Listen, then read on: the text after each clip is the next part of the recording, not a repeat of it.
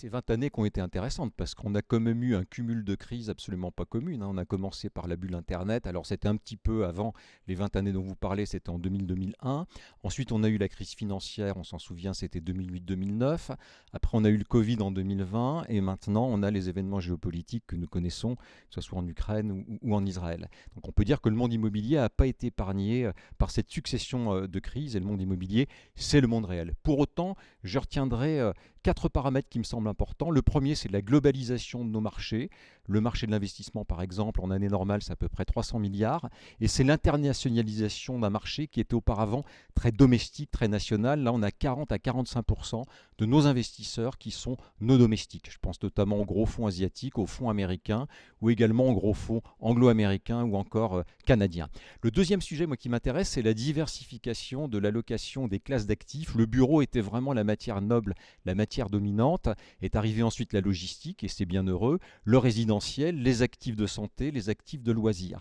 La troisième caractéristique qui m'a marqué, c'est effectivement le développement des nouveaux usages autour des nouvelles façons de travailler, de consommer. 2 exemples, Internet avec l'impact sur la logistique du dernier kilomètre, également le flex office, ou également ce qu'on appelle le remote working, c'est-à-dire travailler à la maison, et on voit l'impact que ça a pu avoir sur l'immobilier tertiaire.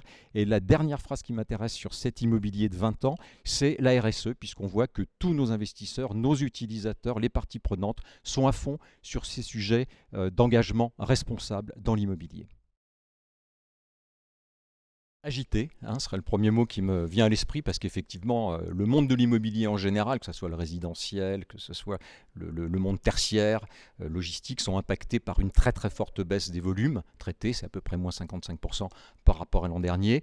On prend de plein fouet la crise financière, le coût de l'argent, la hausse des taux de capitalisation, les matières premières, les crises géopolitiques.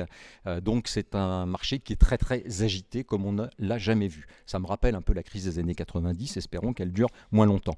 Pour autant, je dirais que c'est aussi un monde qui est résilient, c'est-à-dire qu'il ne se passe pas un jour sans qu'un de nos grands clients, qu'ils soient investisseurs, utilisateurs, parties prenantes, ne travaille avec nos équipes, avec nous, pour trouver ensemble des solutions autour de l'innovation, de la réinvention des usages, de la reconversion. Bref, c'est un monde qui sait se remettre en question. Et donc je terminerai par un dernier mot qui est s'adapter. Je crois que c'est une crise majeure, donc nous ne ferons pas l'économie d'une revisite de nos portefeuilles immobiliers, mais nous sommes là pour le faire avec nos clients, bien sûr. C'est complexe comme question, mais je pense qu'on va passer de plus en plus de la propriété, c'est-à-dire l'espace physique fini, à l'usage, c'est-à-dire l'espace adaptable. Pourquoi ? Parce qu'on voit bien que les différentes tendances qui ont pu affecter l'immobilier retail, logistique, l'immobilier résidentiel, avec notamment les logements intermédiaires, logements sociaux à côté des logements en accession, le tertiaire avec le flex office, tout ça fait que les acteurs de l'immobilier devront inventer un produit qui est un espace capable, c'est-à-dire autour des enjeux de frugalité dans les matériaux qu'on va employer, autour des enjeux de réversibilité des usages, c'est-à-dire qu'un immeuble de bureau qui sera livré pourra, par sa trame, sa façade, sa hauteur sous plafond, ses matériaux, évoluer avec le temps et ne pas être un produit figé. Je trouve aussi qu'il y aura une forte mise sur l'intelligence artificielle et l'exploitation de la donnée. Si vous prenez par exemple le property management, c'est une industrie formidable parce qu'elle a accès à la donnée des investisseurs, des utilisateurs, et on peut en faire quelque chose de très intelligent.